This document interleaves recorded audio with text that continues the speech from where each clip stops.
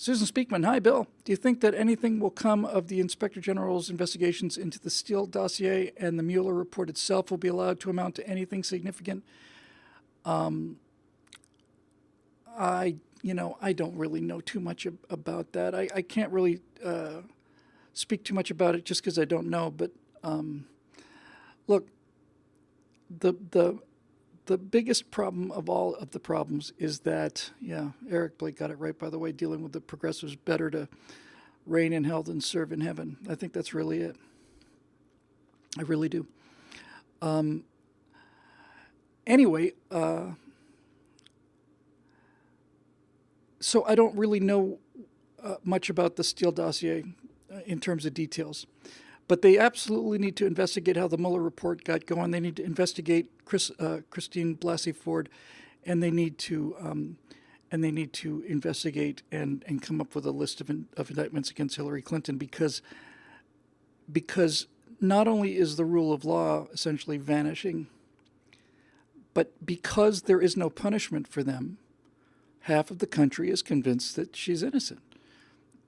They didn't care that James Comey came out and spent half an hour indicting her. And instead of accusing her of gross negligence, they accused her of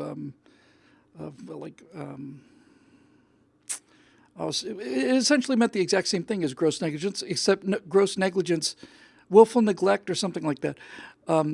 Gross negligence, of course, is a term that's in the actual statute, so you can't actually say that. So the fact that James Comey riddled, what am I trying to say? Good Lord.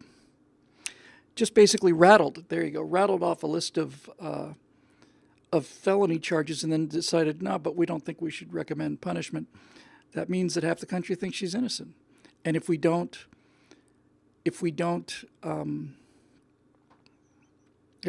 reestablish the rule of law pretty quickly, and it's going to be tougher than I thought, and I thought it was going to be pretty tough, then I really don't know what's going to happen. What we're already seeing, Susan, is we're seeing half of the country utterly willing to break the law. Illegal voters, prison voters, children voters, all of that. And then the other half of the country being basically restrained by our own consciences and virtue, and reaching the point where it's like, okay, it's starting to feel like, like I'm just being a chump on that.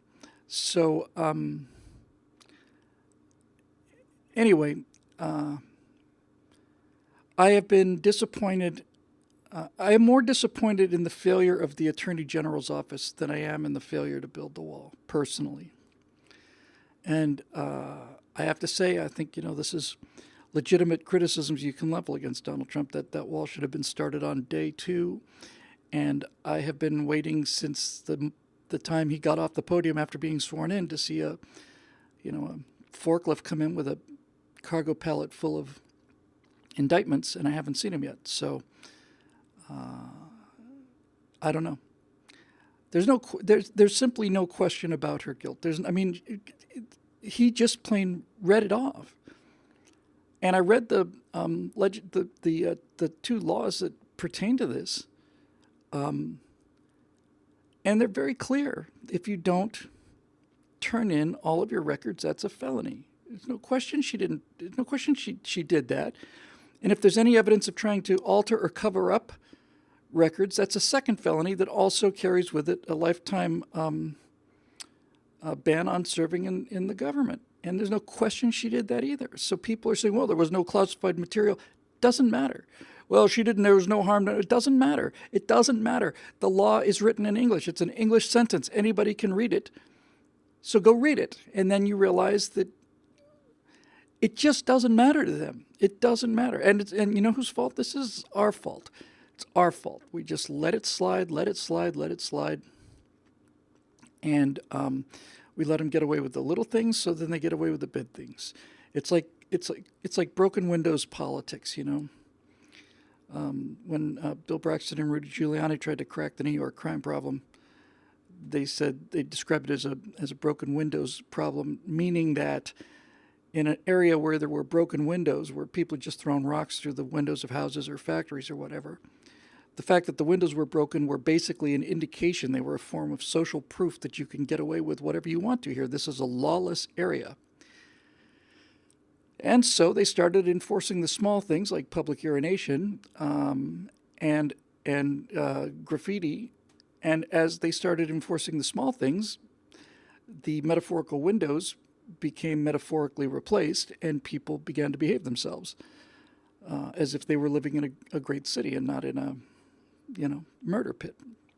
Rudy Giuliani and Bill Braxton have saved more black lives than any black leader or than any movement that you can name ever. They just saved hundreds of thousands, probably millions of lives. And you could, well, I don't know if I'd go with that if it was millions, but it's a lot. Tens of thousands. But anyway, if you think about all the people who are murdered in all these other cities, if you had the same kind of policy in St. Louis and Newark and Chicago and Detroit, Atlanta, you'd see the same kind of effect you saw in New York. Went from being an absolute pit of violence and danger where everybody was terrified all the time to being the jewel of metropolitan life on the planet, practically. I mean, it's nothing like going down Broadway. And to be able to walk down Broadway and not fear for your life is a hell of a nice experience, actually. Now, of course, de Blasio, see, this is what happens. You have 20, 30, 40 years for Democrats to ruin something. And when things get bad enough, that when they're just intolerable, like they were on the subways and Guardian Angels and stuff, when things get that bad, finally people become desperate enough to vote for a Republican. Republican administration fixes things within a year or two. And then people enjoy that, and they can see that the things are improving. So the Republican has 4, 5, 6 years, something like that, at which point he's completely turned the trajectory of the city around. Now the city life is improving, and then they buy a watered-down Republican, and then they buy a moderate, and then they buy a communist. And that's exactly what's happening.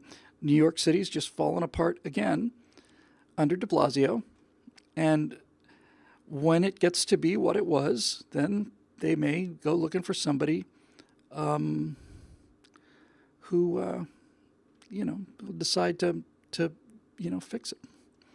We'll see. I'm just glancing here.